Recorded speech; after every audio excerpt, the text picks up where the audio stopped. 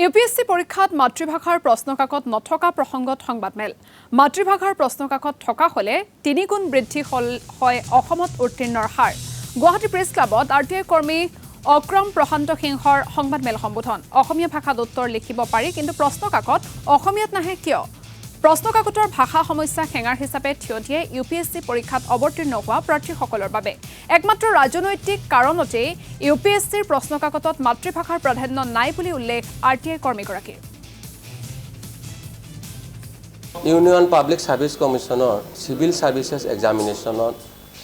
উত্তৰ বহি লিখিবলৈ এই শিডিউলৰ ভাষাক যোগান ধৰা হয় কিন্তু প্ৰশ্নকাকত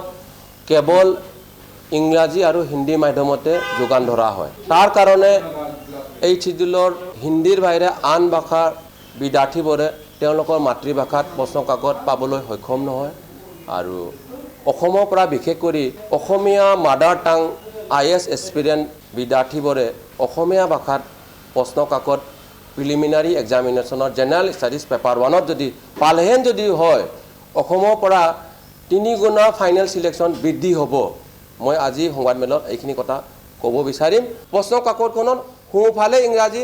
আৰু বাওঁফালে যদি অসমীয়া ভাষা যদি থাকিলে হয় ইংৰাজীত আহিছে সিবেট বুলি ইফালেও যদি জহামাল বুলি আছে তেতিয়ালে এইটো ৰাতি ঘূৰা ফেৰা কৰে আনসাৰ এইটোৱে এনেকা ওলাই গ'লে কিন্তু এই কনফিডেন্সটো মানে আহিব বা এই কনফিডেন্সটোৰ সুযোগ ইউপিএসসিয়ে আজিলৈ দিয়া নাই আৰু সেই সুযোগ মানে বঞ্চিত কৰিছে ভাৰত চৰকাৰৰ ৰাজনৈতিক ইন্টেনশনৰ কাৰণে এই ভুক্তভোগী হ'বলগীয়া হৈছে 1979ৰ কোঠাৰী কমিটিৰ ৰিকমেণ্ডেশ্যনৰ অনুযায়ীত ভাৰত চৰকাৰে এই শিডিউলত থকা ভাষাবোৰক উত্তৰ লিখিবলৈ কাৰণে অনুমতি দিছে লিখিব পাৰে নিয়ম বান্ধি দিছে কিন্তু প্ৰশ্নকাকত হিন্দী আৰু ইংৰাজীত কেৱল কৰিবলৈ কাৰণে সিদ্ধান্ত লৈছে আৰু এইখিনি সিদ্ধান্তৰ কোঠাৰী কমিটিয়ে ইংৰাজীতে প্ৰশ্নকাকত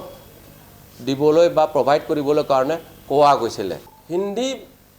মাদাৰ টাং কেণ্ডিডেটবোৰে যি সুবিধা পাই আছে আমাৰ অসমীয়া মাদাৰ টাং